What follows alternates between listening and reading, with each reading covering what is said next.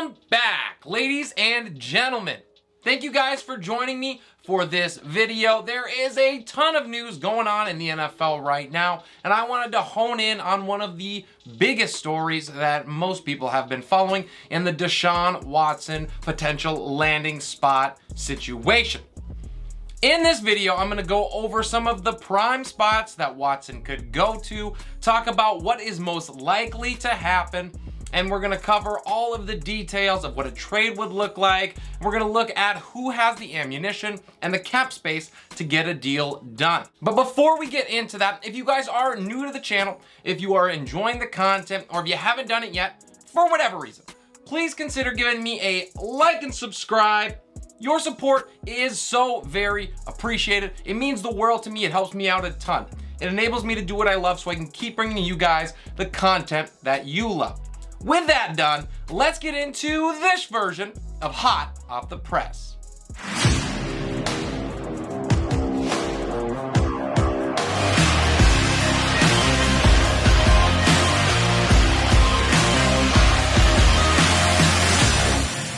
Today I'm going to try to cover 3 key answers to these questions.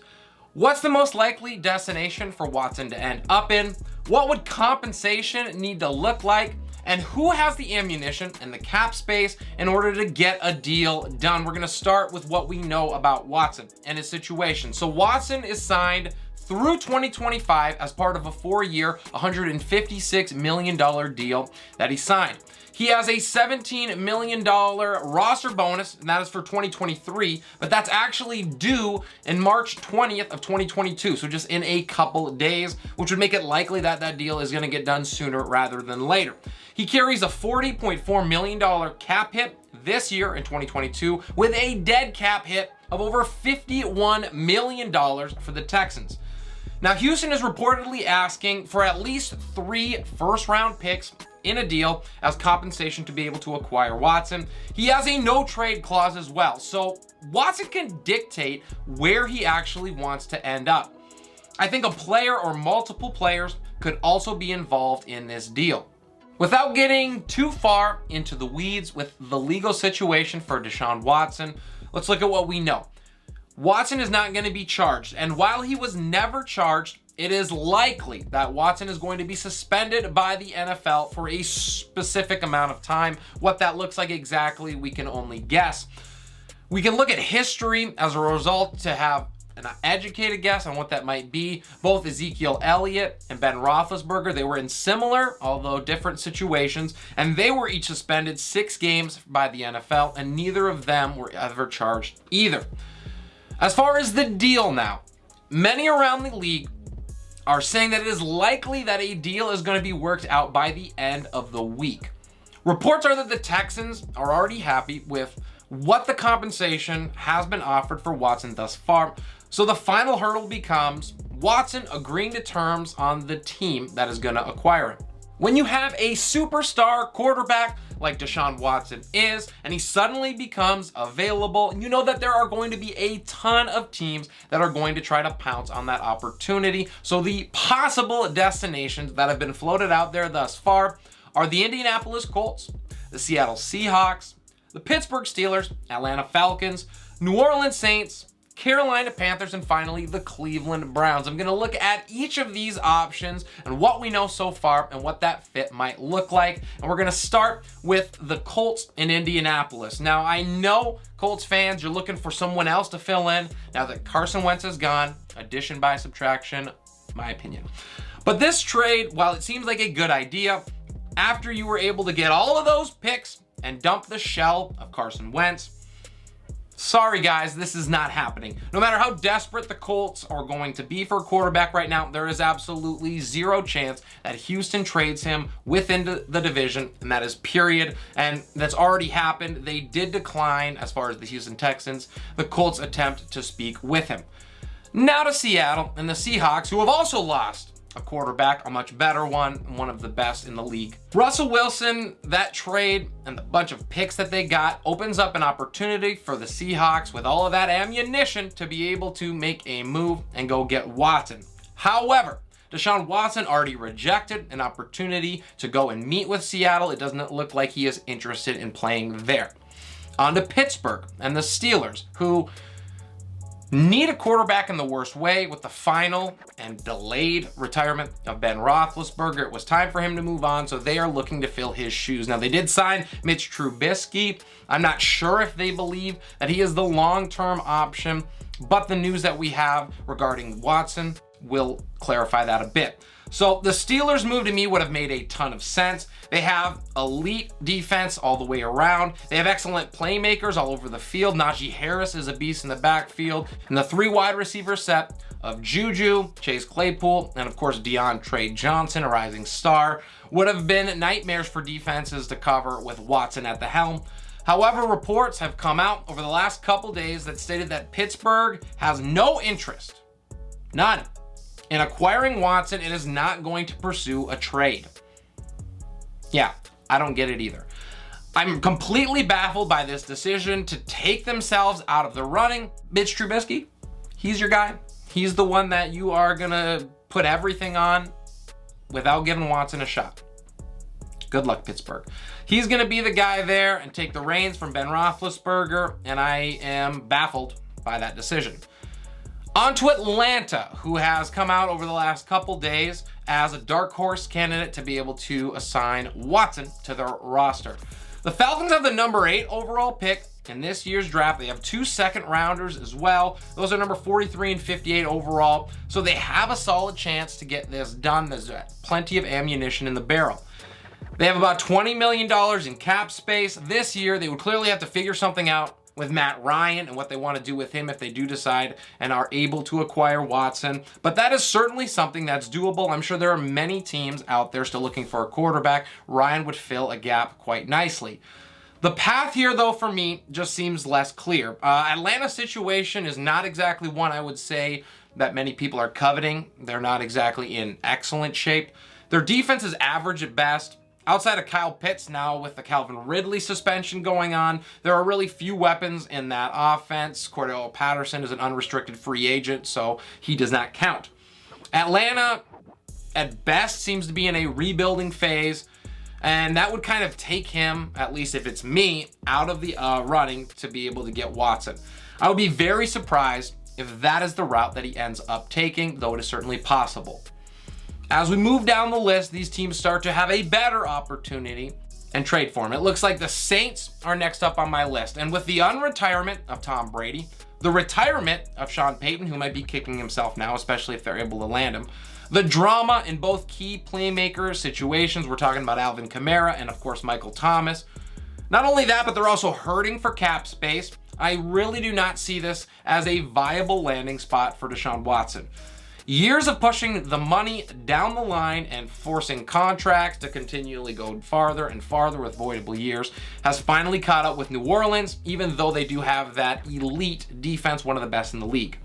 For me, this does not seem like a spot that Watson would approve a trade to, although reports so far are stating otherwise, that he loved his visit when he visited with them on Monday, and there is still hope that a deal can get done and that cap room can be finagled enough to make it possible. So the Saints are starting to creep up into that realm of possibility. For me, it still isn't a great fit, doesn't make a lot of sense, but they would certainly be contenders even with Tom Brady coming back. Now to Carolina, things start to get a little bit more interesting here. They have $26 million in cap space. They have plenty of young, talented players that they could add in a deal, and that is both on the offensive and the defensive side of the ball. And they met with Watson on Monday. It is likely for the Panthers that a player like Christian McCaffrey would be added to that deal, maybe Terrace Marshall as well, because the Panthers are without their second, their third, and their fourth round picks this year, so their hands are tied just a little bit. Another player that could be included is someone like Sam Darnold. Now, they don't have their second round pick this year because of acquiring Darnold, and they don't have their third round pick this year because they acquired CJ Henderson when they went all in when they were 4-0. Sam Darnold could be the one that is moved if Watson does go to Carolina, if the Texans are actually interested with him, and your guess is as good as mine as to if that is the case.